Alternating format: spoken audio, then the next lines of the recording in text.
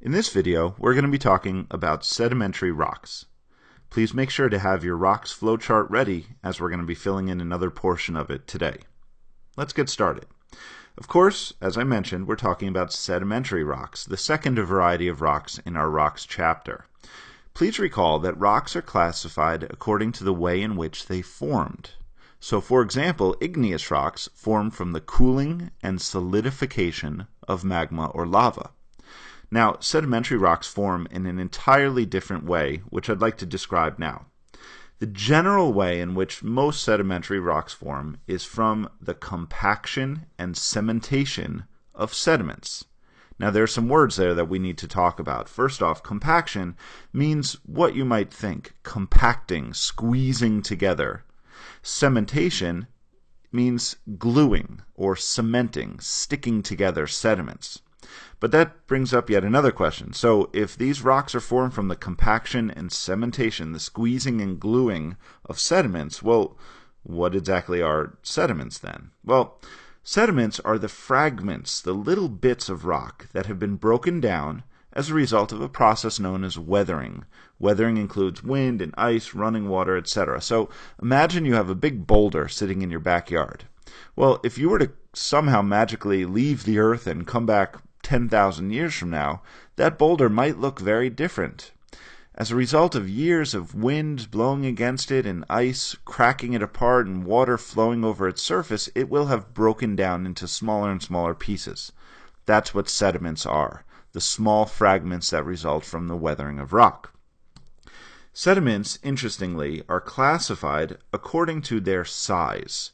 So we actually have 6 categories of sediment sizes, the smallest being clay, then silt, then sand, then pebbles, cobbles, and boulders being the largest.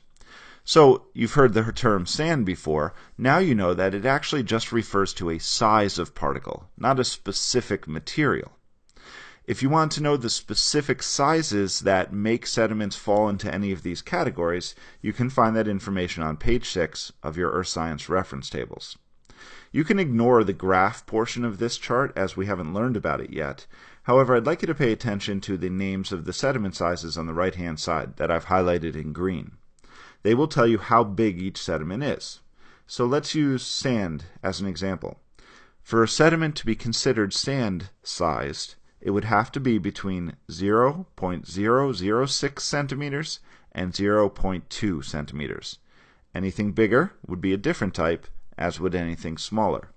Another example, boulders are considered any sediment that are larger than 25.6 centimeters in size. Now, let's talk about the first type of sedimentary rock, because there really are 3 types. The first type of sedimentary rock is called a clastic sedimentary rock. Now, a clast is actually just a fancy word for a sediment. So these are actually the types that we have already been discussing. These clastic sedimentary rocks form from compacted sediments, and these are generally classified according to their size. Let's take a look at the sedimentary rocks reference table. Now, the clastic rocks are the ones that are on the top half. They are also referred to as the inorganic, because they don't involve any living materials, and land-derived, meaning they come from the land. They come from the rock that makes up the land. Now, if you'll notice under grain size, you can see the different size sediments that make up each of the rocks. Composition tells you what minerals you would expect to see. Comments are just important information. And then, of course, you have the names of the rocks and something called the map symbol, which we'll be using more later in the year. So let's take a look at some of these clastic sedimentary rocks, beginning with the first one, conglomerate. Conglomerate is composed of all different size sediments or clasts compacted and cemented together. So you'll have big cobbles, pebbles, maybe even boulders, compacted with small sand, silt, and clay. Notice that the sediments in a conglomerate are rounded out, likely due to flowing water that ran over them sometime in the past.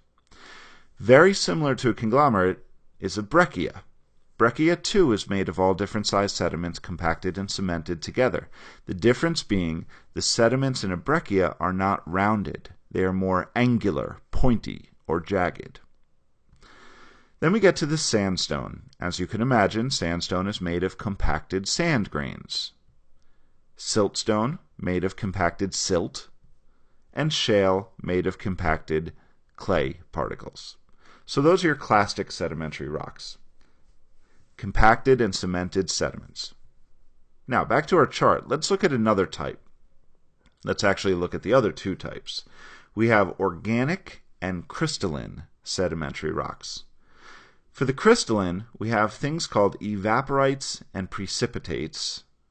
And then for the organic, we have what we call biological matter rocks or bioclastic rocks. Let's talk about these, as they are a little bit more complex. First off, the crystalline rocks, seen here on the reference table. So these are under a column that says chemically or organically formed sedimentary rocks. So these are not necessarily from compacted sediments. In fact, the crystalline ones form in an entirely different way. So crystalline sedimentary rocks are known as evaporites or precipitates. And what that means is that they form as a result of some sort of chemical process. Let's take a look at some examples. This is probably the best example. This is rock salt. Now, rock salt forms from seawater, which of course has salt, or halite, dissolved in it. And when that water evaporates, the salt stays behind in the form of crystals. Those crystals are the rock salt. This is why it's called an evaporite. This is also why it's called crystalline, because it's crystals of salt that were left behind after evaporation occurred. We also get other rocks like rock gypsum and dolostone that form in similar ways. Just to mention the precipitate, this is a similar process, however, as the name implies, it does not involve evaporation like rock salt does. A precipitate forms when a water sample is completely filled with a dissolved mineral, so much so that the mineral falls out of being dissolved and crystallizes in the bottom of a body of water. To summarize, the crystalline rocks all involve some sort of chemical process, whether it's evaporation or precipitation. The result would be rock salt, rock gypsum, or dolostone. But what about these biological rocks, the bioclastic rocks? Now these form from compacted organic material or organic matter. We already know some examples of these, which include coal, which forms from compacted plant remains, and then this, which is a variety of limestone called a coquina. And you'll notice this is made of compacted shells. Shells, of course, are made by sea creatures. This is organic material, and so being classified as a bioclastic rock because it's organic matter that's been compacted together. One more key note about sedimentary rocks is that they are the only type of rock that may contain fossils or evidence of past life. So if you see a rock with a fossil in it, you know automatically it must be a sedimentary rock.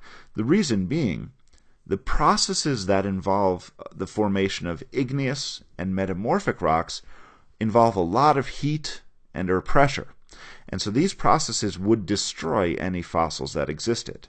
Therefore, the only type of rocks that really commonly contain fossils are sedimentary rocks. We'll learn all about this in school. Thanks for listening.